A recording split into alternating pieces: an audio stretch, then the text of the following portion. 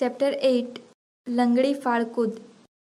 પ્રાચીન ગ્રીસ દેશમાં લંગડી ફાળકૂદની રીત જુદા પ્રકારની હતી. 19મી સદી દરમિયાન ઘણી ચિત્ર વિચિત્ર પદ્ધતિઓ અપનાવાઈ હતી. શરૂઆત આયર્લેન્ડમાં થયેલ જણાય છે. સર્વપ્રથમ લંગડી ફાળકૂદ FAM વેબર નામના આઇરિશ ખેલાડીએ કરી બતાવી હતી. મેદાન: ઠેક પાટિયાનું અંતર ખાડાની આગળની ધારથી પુરુષો માટે 13 મીટર, સ્ત્રીઓ માટે 11 મીટર. ખેલાડીઓની કક્ષાને ધ્યાનમાં રાખીને અંતરમાં ફેરફાર કરી શકાય છે. કૌશલ્ય એટલે કે શૈલી: લંગડી ફાળકૂદના 4 કૌશલ્યો છે. 1. પેશકદમી એટલે કે આગમદોડ. 2. લંગડી. 3. ફાળ. 4. કૂદ. હવે આ 4 કૌશલ્યોને વિગતે સમજીએ. 1. પેશકદમી એટલે કે આગમદોડ. લંગડી ફાળકૂદમાં લાંબી કૂદની જેમ જ પેશકદમી દ્વારા મેળવેલ મહત્તમ ગતિનો ઉપયોગ સારી ઠેક લઈને વધારે અંતર કૂદવામાં કરવાનો હોય છે. લાંબી કૂદ પ્રમાણે જ પેશકદમી લેવામાં આવે છે. જો કે આમાં દોડ રાહ લાંબી કૂદ કરતાં ટૂંકો હોય છે. 2. લંગડી. આ કૌશલ્ય સારી રીતે કરવા માટે નીચેની 3 ક્રિયા ઉપર ખાસ ધ્યાન આપવું જોઈએ. અ. પગઠેક. ન્યૂટનના ગતિના ત્રીજા નિયમ અને પ્રક્ષેપણના સિદ્ધાંતનો ઉપયોગ કરી મજબૂત પગ વડે ઠેક પાટિયા પરથી ઠેક લઈ શરીરને લગભગ 45 ડિગ્રી અંશના ખૂણે ઉંચકી આગળની બાજુ થોડા ઝૂકેલા રહીને શરીર ઠેક પાટિયા પાછળ રહે તે રીતે ઠેક લેવામાં આવે છે. ખેલાડીના શરીરનું ગુરુત્વ મધ્યબિંદુ બને તેટલું નીચું રાખવાથી શરીરનો વેગમાન ઘટતો નથી અને તેનો ફાયદો ખેલાડીઓને ફાળ અને કૂદકામાં પણ મળે છે. બ. ઉડ્ડયન. લંગડી દરમિયાન ખેલાડી શરીરને હવામાં સીધું રાખે છે. ઠેક વખતે મુક્ત પગ જે આગળ હોય તેને સીધો કરતા પાછળની બાજુ તેને ઝોલો આપે છે. આ સમયે ઠેક પગના ઘૂંટણને વાળીને આગળ લઈ જવામાં આવે છે. આ સમગ્ર ક્રિયા દરમિયાન સમતોલન માટે બંને હાથ અને માથાનું હલનચલન ઉપયોગી થાય છે. ક. ઉતરાણ. મજબૂત પગનો ઘૂંટણ વાળીને આગળ લાવ્યા પછી ખેલાડીનું શરીર આગળ વધે છે અને ઉતરાણ માટે જમીન તરફ આવે છે. આ વખતે મુક્ત પગ પાછળની તરફ સીધો રહે છે, જેથી ઉતરાણ કરતી વખતે ખેલાડીનું વજન ઉતરાણ બિંદુથી પાછળ રહે છે. આ ક્રિયાથી ફાળ માટે પગની ઠેક લેવા માટેની ગતિ મળે છે. આવા સમયે શરીરને ઊંચે રાખવા માટે બંને હાથનો ઉપરની તરફનો ઝોલો આપવામાં આવે છે. 3. ફાળ.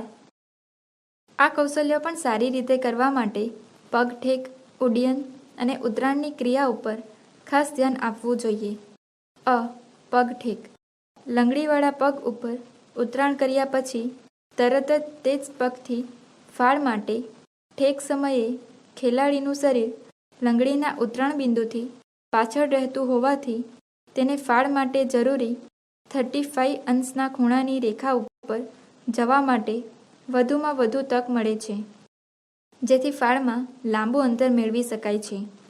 પગઠેકમાં ખેલાડીએ કમર સીધી રાખીને બંને હાથ વારાફરતી નીચેથી ઉપર લઈ જવા જોઈએ. બ. ઉડ્ડયન.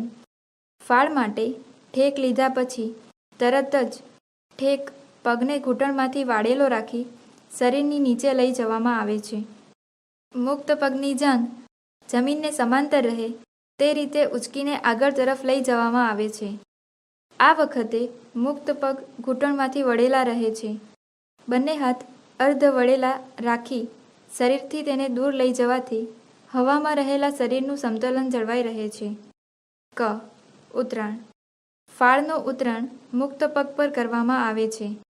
પછી કૂદની ક્રિયા શરૂ થાય છે. કૂદકા માટે શરીરનું ગુરુત્વ મધ્યબિંદુ ઠેક ઉપર રાખવામાં આવે છે.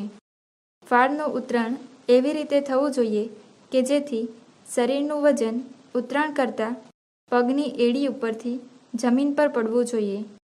આ વખતે મુક્ત પગ પાછળ રહે છે અને એક અથવા બંને હાથ અર્ધ વળેલા શરીરની પાછળની બાજુએ રહે છે. 4. કૂદકો. આ કૌશલ્ય સારી રીતે કરવા માટે નીચેની 3 ક્રિયાઓ ઉપર ખાસ ધ્યાન રાખવું જોઈએ. અ. પગઠેક.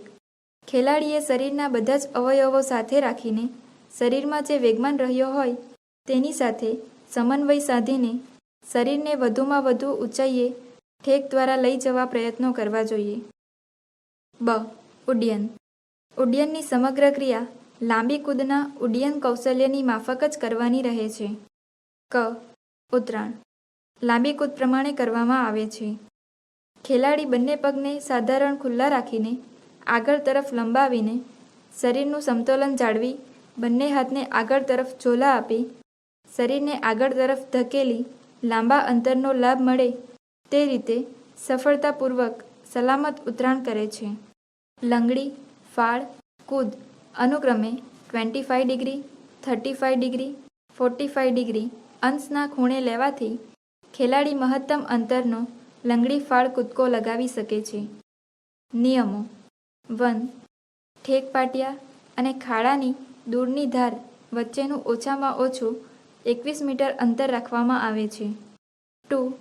આંતરરાષ્ટ્રીય સ્પર્ધાઓ માટે ભલામણ છે કે ખાડાની ઠેક પાટિયા બાજુની ધારથી ઠેક પાટિયાનું અંતર પુરુષો માટે 13 મીટરથી ઓછું નહીં તથા સ્ત્રીઓ માટે 11 મીટરથી ઓછું ન હોવું જોઈએ. અન્ય સ્પર્ધાઓમાં સ્પર્ધકો તથા સ્પર્ધાની કક્ષા અનુસાર અંતર રાખી શકાય છે. 3. નિયત કરેલા નિયમ પ્રમાણે લંગડી, ત્યારબાદ ફાળ અને છેલ્લે કૂદ લેવા જોઈએ. 4. લંગડી, ફાળ અને કૂદની ક્રિયા દરમિયાન મુક્ત પગ જમીનને અડકી જાય તો હરીફની આ તક નિષ્ફળ ગણાય છે. ઉપર જણાવેલા નિયમો ઉપરાંત લાંબી કૂદના નિયમો લંગડી ફાળ કૂદની સ્પર્ધાને લાગુ પડે છે.